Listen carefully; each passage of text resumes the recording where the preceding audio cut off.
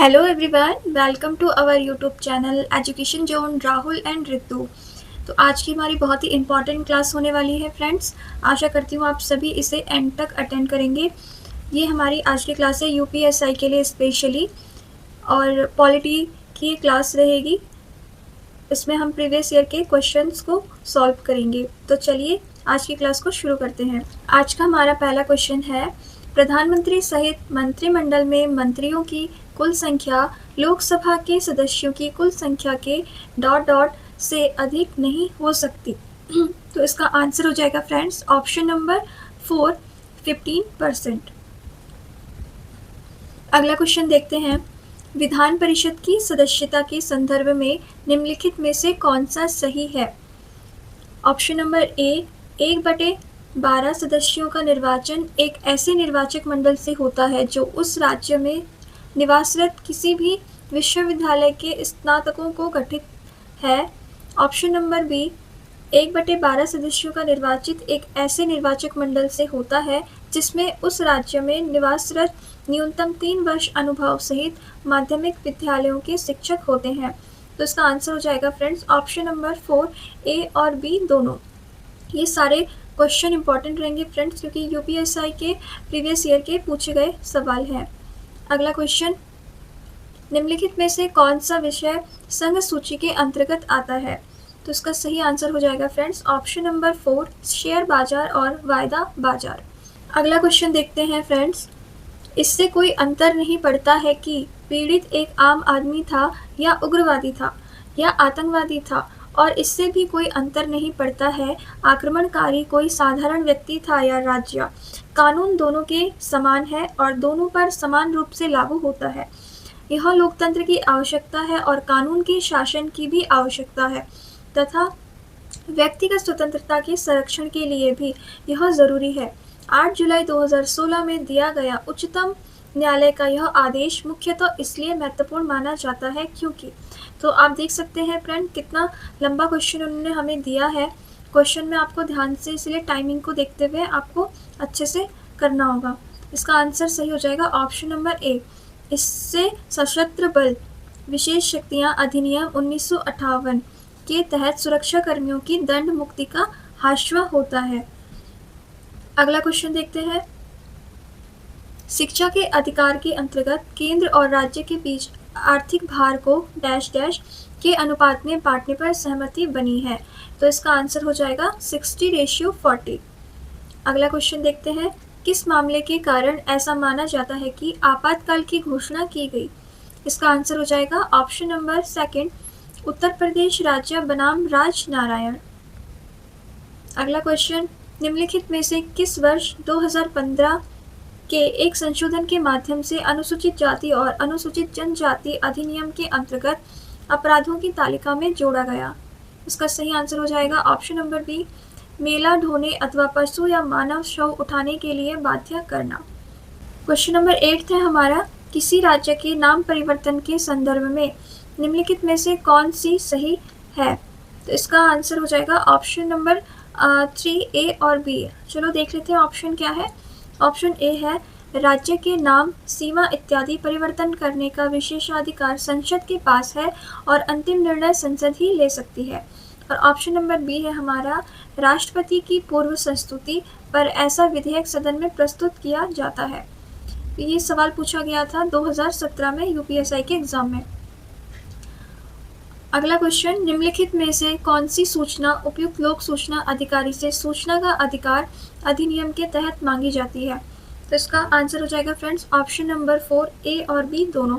तो चलिए देखते हैं। ए है, किसी भी परीक्षा संचालक निकाय, उदाहरण स्वरूप GAIT, गेट, IIM, UPSC इत्यादि से उत्तर पत्र की प्रतिलिपियां। ऑप्शन बी है, passport, driving licence, ration card, Aadhaar card, आवेदन की स्थिति इत्यादि। अगला क्वेश्चन देखते हैं, किसी भी राज्य में राष्ट्रपति शासन लागू करने के संदर्भ में निम्नलिखित में से कौन सा सही है। तो इसका आंसर हो जाएगा फ्रेंड्स ऑप्शन नंबर 4, ए और बी। तो ए है हमारा, संपूर्ण भारत में पहले से ही राष्ट्रीय आपातकाल है अथवा किसी राज्य के संपूर्ण या आंशिक प्रदेश में आपातकाल की घोषणा हुई है। ऑप्शन बी है यदि चुनाव आयोग इसकी पुष्टि करता है कि उस राज्य में चुनाव नहीं कराए जा सकते। तो आप क्वेश्चंस देख सकते हैं फ्रेंड्स, आपको एक्चुअली डीप स्टडी करनी पड़ेगी तभी आप इन क्वेश्चनों के आंसर दे पाएंगे। तो ये यूपीएसआई में पूछे गए क्वेश्चंस हैं। अगला क्वेश्चन देखते हैं। जनहित याचिकाओं से जुड़ी निम्नलिखित घटना को उनके कालक्रम के अनुसार लिखें। सबसे पहले घटित घटना से शुरू करके सबसे अंत में घटित घटना तक। तो सबसे पहले ए इन्होंने दे रखा है आपातकाल, उसके बाद दे रखा है एमसी मेहता बनाम भारत संघ, फिर है हुसैन आरा खातून बनाम बिहार राज्य। तो उसका आंसर हो जाएगा फ्रेंड्स ऑप्शन नंबर 4 ए सी बी। तो सबसे पहले आ जाएगा हमारा आपातकाल, फिर आ जाएगा हुसैन आरा खातून बनाम बिहार राज्य, फिर आ जाएगा बी एमसी मेहता बनाम भारत संघ। अगला क्वेश्चन देखते हैं फ्रेंड्स। भारतीय संविधान में संशोधन लाने के लिए कितनी पद्धतियां हैं? इसका आंसर हो जाएगा ऑप्शन नंबर 4 3 पद्धतियां। अगला क्वेश्चन। राज्य नीति के निदेशक सिद्धांतों से संबंधित कौन सा अनुच्छेद यह कहता है कि राज्य ग्राम पंचायतों को संगठित करने के लिए कदम उठाएगा और उनको ऐसी शक्तियां और प्राधिकरण प्रदान करेगा जो उन्हें स्वायत्त शासन की इकाइयों के रूप में कार्य करने योग्य बनाने के लिए आवश्यक हो? तो इसका सही आंसर हो जाएगा ऑप्शन नंबर ए अनुच्छेद 40। अगला क्वेश्चन देखते हैं। संविधान सभा से जुड़ी निम्नलिखित घटनाओं को उनके कालक्रम के अनुसार लिखें। सबसे पहले घटी घटनाओं से शुरू करके सबसे अंत में घटी घटना तक। तो ये सवाल पूछा गया आपके 2017 में यूपीएसआई के एग्जाम में।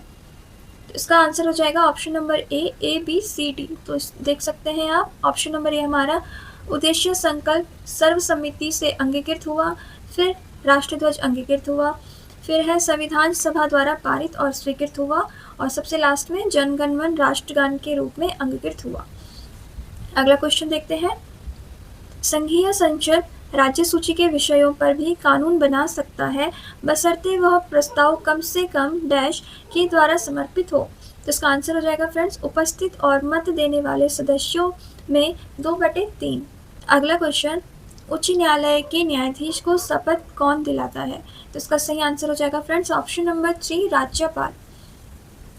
डैश भारतीय प्रशासनिक सेवा के प्रमुख की भूमिका निभाते हैं। इसका आंसर है ऑप्शन नंबर 4 मंत्रिमंडल सचिव। यानी जो हमारे मंत्रिमंडल सचिव होते हैं वो भारतीय प्रशासनिक सेवा के प्रमुख की भूमिका निभाते हैं। अगला क्वेश्चन देखते हैं। निम्नलिखित में से कौन सा जनहित याचिका के बारे में सही नहीं है? तो इसका आंसर हो जाएगा ऑप्शन नंबर बी नागरिक बनाम असम राज्य जो है वो सही नहीं है। और जो इसके सही ऑप्शन है आप उन्हें देख सकते हैं। जैसे इसमें सबसे फर्स्ट दिया हुआ है हुसैन आरा खातून बनाम बिहार राज्य एक जनहित याचिका मामला था जिसने कि जेलों की अमानवीय परिस्थितियों पर ध्यान केंद्रित किया। इस मामले के परिणाम स्वरूप सुनवाई के तहत 40,000 से अधिक कैदियों को रिहा किया गया। तो ये आपका सही है।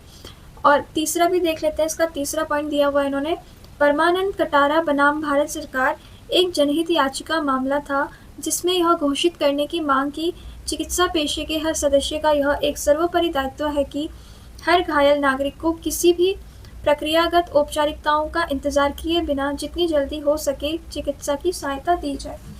तो चलिए फ्रेंड्स अगला क्वेश्चन देखते हैं। अगला क्वेश्चन है डैश कि मौलिक अधिकार के प्रतिबंध के तहत सरकार कुछ स्थितियों में हथियारों के बिना हो रही शांतिपूर्ण सभा को सीमित कर सकती है। उदाहरण के लिए मामला अगर सार्वजनिक व्यवस्था के हित में हो। तो इसका आंसर हो जाएगा ऑप्शन नंबर ए स्वतंत्रता।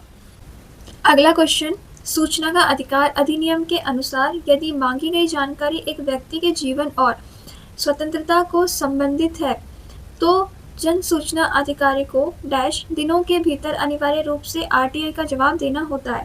तो इसका आंसर हो जाएगा ऑप्शन नंबर सेकंड 2 दिन। अगला क्वेश्चन देखते हैं। भारतीय दंड संहिता का समुद्र में क्षेत्राधिकार ... तक फैला हुआ है। इसका आंसर हो जाएगा ऑप्शन नंबर 3 12 समुद्री मील। अगला क्वेश्चन।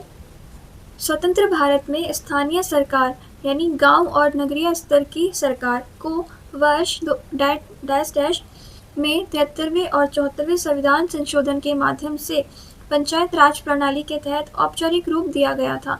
इसका आंसर हो जाएगा फ्रेंड्स ऑप्शन नंबर 3 1992। ये क्वेश्चन आपका 2017 में यूपीएसआई में पूछा गया है। अगला क्वेश्चन, किस न्यायिक मामले में सुप्रीम कोर्ट ने फैसला दिया है कि कोई भी सांसद, विधेयक या विधान परिषद का सदस्य जो एक अपराध का दोषी पाया जाता है और जिसे न्यूनतम 2 साल कारावास की सजा दी गई है, वो तत्काल प्रभाव से सदन की सदस्य खो देगा। तो इसका सही आंसर हो जाएगा friends option number second, Om Prakash बनाम दिल बहार। अगला क्वेश्चन देखते हैं, भारत के संविधान में उल्लेख किए गए अनुसार निम्न में से कौन सा हर नागरिक का एक मौलिक कर्तव्य है? तो इसका सही आंसर हो जाएगा ऑप्शन नंबर सेकंड, हमारी मिश्रित संस्कृति की समृद्ध विरासत को महत्व देने और संरक्षित करने का कर्तव्य। अगला क्वेश्चन, भारत के राष्ट्रपति को डैश डैश प्रणाली के अनुसार एक निर्वाचक मंडल के सदस्यों द्वारा चुना जाता है। इसका आंसर हो जाएगा ऑप्शन नंबर 3, एकल हस्तांतरणीय मत के माध्यम से सह अनुपातिक प्रतिनिधित्व। अगला क्वेश्चन देखते हैं, पंचायती राज व्यवस्था की 3 स्तरीय संरचना है, इसमें कौन सी 3 स्तरीय प्रणाली के निम्नतम स्तर पर है? इसका आंसर हो जाएगा ग्राम पंचायतें। अगला क्वेश्चन देखते हैं, मंत्रियों की परिषद सामूहिक रूप से डैश को जवाबदेह है। इसका आंसर हो जाएगा ऑप्शन नंबर 3, लोकसभा। अगला क्वेश्चन देखते हैं, सरकार महिलाओं और बच्चों के लिए और आर्थिक और सामाजिक रूप से पिछड़े हैं उन नागरिक के समूह के लिए विशेष प्रावधान बना सकती है। यह भारत में निम्नलिखित में से किस मौलिक अधिकार के खिलाफ है? तो इसका आंसर हो जाएगा फ्रेंड्स ऑप्शन नंबर 4, समानता का अधिकार। अगला क्वेश्चन, निम्नलिखित में कौन सा समवर्ती सूची का हिस्सा नहीं है? तो इसमें से समवर्ती का सूची का हिस्सा शस्त्र, आग्नेयास्त्र, गोला बारूद और विस्फोटक नहीं है, बाकी समवर्ती सूची का हिस्सा है। अगला क्वेश्चन देखते हैं, निम्नलिखित नियुक्तियों में से कौन सी भारत के राष्ट्रपति द्वारा नहीं की जाती है? इसका आंसर हो जाएगा ऑप्शन नंबर 3, लोकसभा अध्यक्ष। अगला क्वेश्चन, भारत के संघीय ढांचे के अनुसार खानाबदोशी, खानाबदोश और प्रवासी जनजातियों के अधिकार क्षेत्र को डैश में सूचीबद्ध किया गया। इसका आंसर हो जाएगा ऑप्शन नंबर 3, समवर्ती सूची। तो आज की क्लास यहीं पर समाप्त होती है फ्रेंड्स। बाकी के क्वेश्चन हम दूसरी क्लास में डिस्कस करेंगे। आप लोग अच्छे से इसे एक बार देख लीजिएगा, आपको इससे आइडिया लगेगा कि एग्जाम में कैसे क्वेश्चन पूछे जाते हैं। Thank you so much.